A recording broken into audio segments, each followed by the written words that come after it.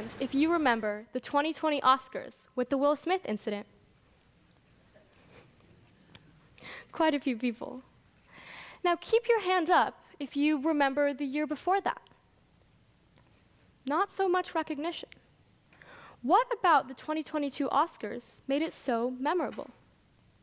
For those of you that may have forgotten, during the 2022 Oscars, Will Smith slapped host Chris Rock in response to an offensive joke he made comparing his wife Jada Smith to a bald Navy SEAL. Will Smith undeniably acted on violent, unnecessary impulse, but we can't help but wonder what exactly aggravated him so much. Chris Rock's joke, although seemingly harmless, was based on lasting societal stigmas about bald women.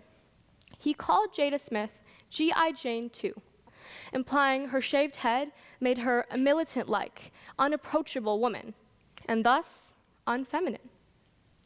Jada Smith has a disease called alopecia, an autoimmune disorder in which one's hair falls out with no guarantee of it ever growing back.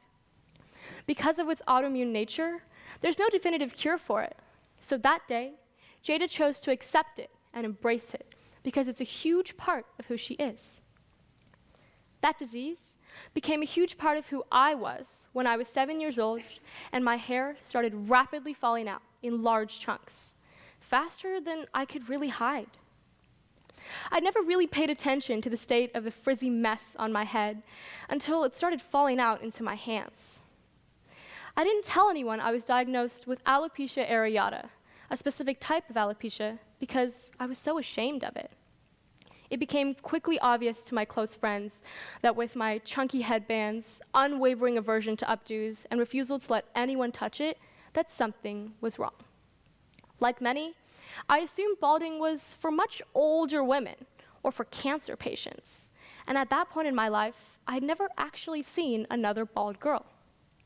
All the movies I watched featured bald women as the feared, dangerous characters, like in Black Panther or in G.I. Jane. They were never the love interests or the princesses, and were constantly defeminized for their hair, or lack of it. And these ideas were only reinforced by my South Asian upbringing. Every summer, my family would migrate back to India for countless reunions, weddings, and to check up on our relatives. Everywhere we went, the street vendors peddled fragrant jasmine, claiming it would accentuate our thick and dark hair. My Indian side is deeply rooted in the maintenance of hair and its link to prosperity and to success. Dating all the way back to my infant days when my grandmother would sit on the front porch and massage coconut oil into my roots. She claimed it would make my frizzy, tangled hair smooth and sleek, like the Pantene models I was so mesmerized by. Their hair was always perfectly blowing in the wind, trying to convince me that if I bought this shampoo, I would be just as perfect. Obviously, the glowing skin and the long legs weren't achieved via a shower, but that was the marketing of it. Their whole brand was based on the premise that beautiful hair would make your entire life better. And we believed it.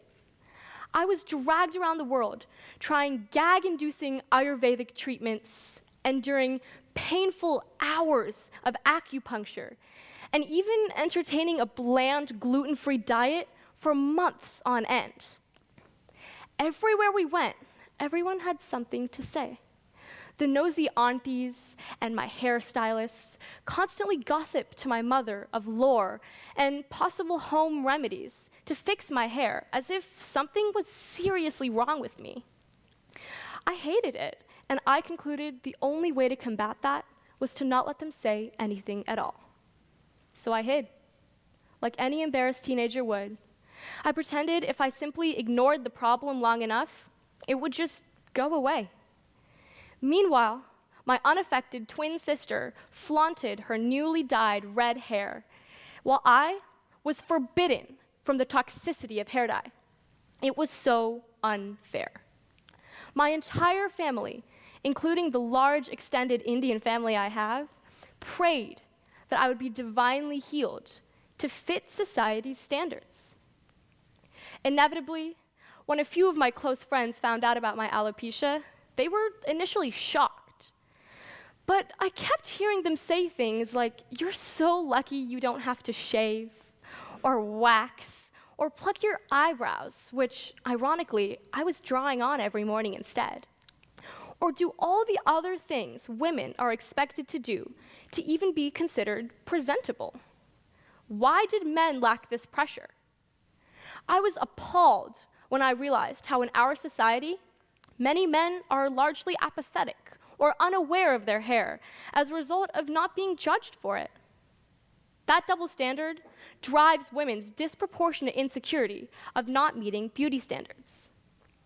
I now realize the numerous resources supposedly created to help with my balding were simply disguised opportunities for companies to capitalize off the insecurities they created. We buy into social stigmas out of fear of being dubbed unprofessional or unattractive or rebellious, all terms commonly associated with bald women. But there's nothing chaining us to these terms, and my mother is a prime example of that. My strong-willed mother and father, upon learning of the untreatable nature of my alopecia, shaved their heads and sacrificed their hair in prayer and in solidarity.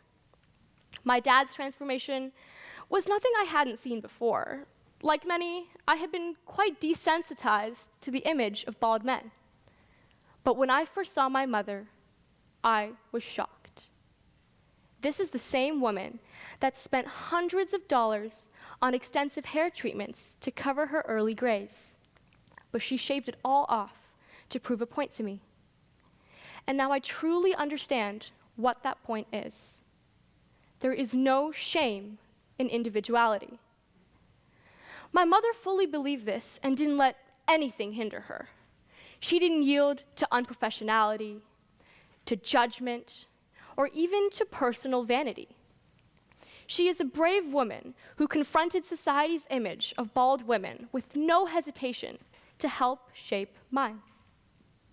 She sent me a message that day, one of indifference, one of confidence in herself, in her hair, and in the way she chose to show appreciation for something that had been socially stigmatized for so long.